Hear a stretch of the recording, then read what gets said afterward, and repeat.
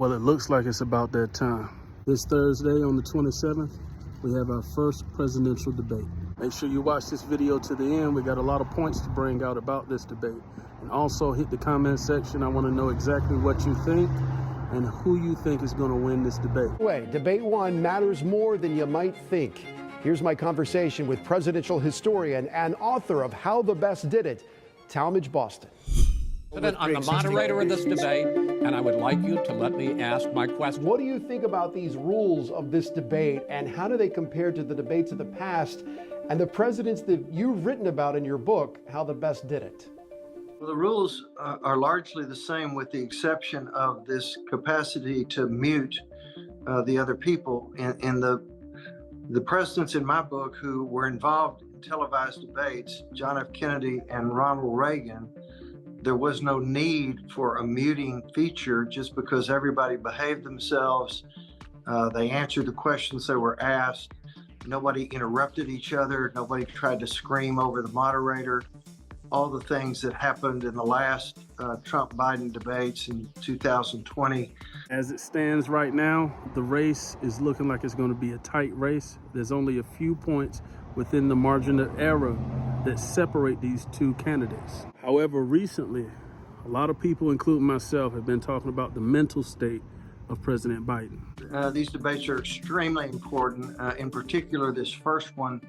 Obviously, the age of both candidates is an issue, and obviously Biden is older, and there's been more coverage of his gaffes and wanderings and things that indicate that maybe he's not what he used to be.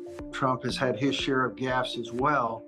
So I think that people watching these debates are going to be sizing up both these candidates in terms of how strong mentally are they to be able to hold up over the next 4 years.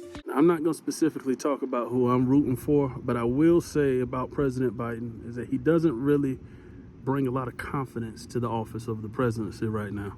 If you didn't already know, most of the time the presidential debates start after someone has accepted the nomination from their party. This is going to be the first time in history that this happens before. Been a lot of speculation saying that the reason the Democrats are doing this is because they're not sure that they want to have President Biden be their candidate this year. It's a lot riding on this debate for President Biden. If he doesn't pull it out, if he doesn't show mental focus and show that he can be a strong commander-in-chief, Democrats might choose another candidate to go against President Trump. There's also going to be some new rules that have never been implemented before. This is the first time this has happened. I'm thinking that it might be a little controversial, especially if people that are watching believe that they give more preferential treatment to one candidate over the next. Also, President Trump looks pretty good because of the economy, and he also looked good because of his stance on immigration. Me personally, I'm not sure how it's going to go. All I know is that President Trump is going to need to keep his composure, and President Biden is going to have to respond in a way that looks like a commander-in-chief. He can't be mumbling over his words. He can't freeze. One thing I do know is it's going to be very interesting. Now, subscribe to the channel. I'm going to be covering and doing reactions to the debate, maybe a few videos explaining what people have said, doing some fact checking on the details. So make sure you subscribe so you can see all of those videos. Like, share, comment, and subscribe. I'll see you on the next video.